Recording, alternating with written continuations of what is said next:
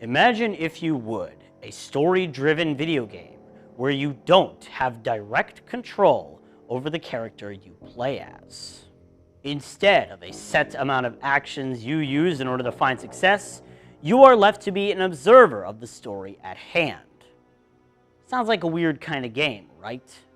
Well, what if I told you that you don't have to imagine such a game? What if I said there's two games where you play as the observer, yet still have the ability to determine your fate in the story at hand, just in a different way? What games are these, you may ask?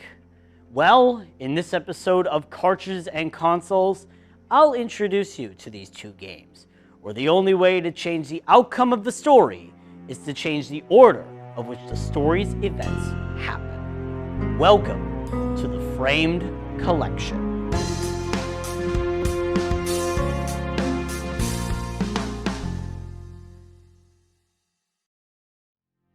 Framed Framed is a multi-award-winning puzzle game that was developed by Love Shack. Not that Love Shack. And first released for mobile phones in 2014. A sequel to the game, Framed 2, released 3 years later in 2017, with a Steam and Nintendo Switch port of both games releasing the next year as the Framed Collection. While all of the footage you see here is from the Nintendo Switch version of the Framed Collection, all three versions of the game are relatively the same, minus some UI and mild control changes. The story of Framed involves a morally ambiguous man and woman trying to get away from the police for a seemingly unexplained reason. The primary way you control these characters and their fate is not by controlling them directly, rather by changing around the panels of a comic book to alter the outcome of the sequence.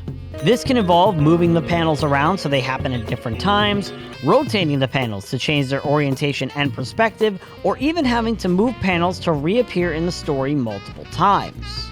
As you go through the entirety of this story, you'll rearrange the panels to find the solution that drives everything forward, and discover all the twists and turns that await you behind every page. The sequel, Frame 2, is relatively the same as the first. However, the game is a prequel, with the story taking place before the first games, and the puzzles you encounter are more difficult and creative, with new obstacles being added to panels you use, and the inclusion of new puzzles requiring different types of visual clues to solve. Now, as apparent from the description, the mechanic of these games is a very simple one to learn, which is one benefit of the Framed Collection. No matter which of the games you start with, you'll get a very simple introduction to the concept of moving comic book panels.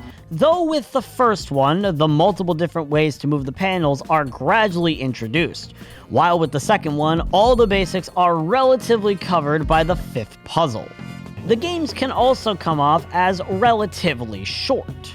Depending on how stuck you get on some puzzles, you can finish both Framed 1 and 2 within an average of 2 hours, meaning if you're looking for short games, these are definitely your type. One of the two biggest factors helping benefit both games, however, is the overall art style. Of course, with the game revolving around the idea of changing comic book panels, the entire game looks and feels like a comic book or graphic novel, helping submerge you into this world. Additionally, every panel contains hand-drawn animation that takes heavy inspiration from that of film noir, with every person and almost every important object being cloaked in a black silhouette, minus some clothing items or facial features. To contrast this, there's a lot of colorful backgrounds and even some flashy neon lights that stand out and contribute a lot to a world that would be very drab otherwise. The sound design is also exceptional, with a soundtrack filled to the brim with catchy smooth jazz, and even the sound effects being done with actual instruments, with some examples being snare drums resembling gunshots, cymbals resembling windows or glass breaking, and even dog barks being made from low-pitched string instruments.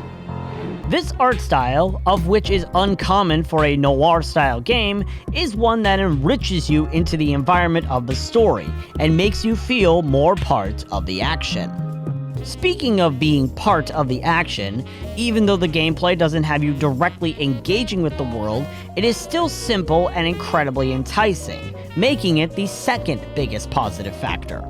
The centralized mechanic is a concept that was never really done before, not having any direct actions you yourself can perform, rather instead having the player play with the context the action happens in. Yet, the developers hit it out of the park here. They made 2 games that are mostly watching a scene play out feel like anything but, by making the player think about how the story will play out when arranging the comic book panels. This also helps make the experience less so about only getting the correct solution, as getting the incorrect solution makes you think more about the puzzle at hand and allows you to experiment with different methods. It's this essence of gameplay that drags you into the story more than it really should, and contributes to a unique feeling other games can't do as easily. To drive home the fact that these 2 factors are the biggest positive attributes, both the visual style and gameplay are cited as reasons for why Hideo Kojima, the creator of some of the biggest video games of all time, such as the Metal Gear Solid series and Death Stranding, called Framed his Game of the Year in 2014. The captivating stories and narratives of both games also add so much here. Even though we know nothing about the main characters other than their roles, their silhouettes, and sometimes their eyes, they still are able to be very prevalent and engaging figures in these captivating stories. Plus, both plotlines take unexpected turns that you typically wouldn't see coming, adding onto already brilliantly written games and making the story stand out that much. The only negative I can pinpoint about the game has to do with the controller support with the Nintendo Switch version. Obviously, porting a video game originally designed exclusively for mobile phones to consoles has a very slim chance of going over smoothly, and the Frame Collection is sadly a culprit of this. With the Nintendo Switch version, Love Shack added intuitive tactile controls exclusively for it, and while these controls are not the worst, you can clearly tell they were not the intended way this game was meant to be played. However, this is really just a small nitpick with only the Nintendo Switch version of the game, and this control scheme can be completely negated if you play the game in handheld mode and make use of a Nintendo Switch's touchscreen instead. In summary, the Frame Collection contains 2 wonderful puzzle games that flip everything you know about controlling the lead character on its head, yet still deliver on that aspect and more. The concept of these games was and still is unique, and while on paper it may seem like a quirky choice that may not work, the result was quite the contrary, with it being an enticing mechanic that makes the experience better overall.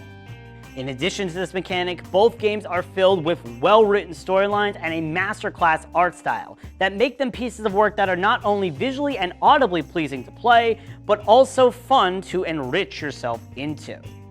Whether you're a fan of puzzle games, film noir, interesting mechanics, all 3, or even none of the above, both of these games are ones you must try out for yourself. They truly go down as some of the best games in history.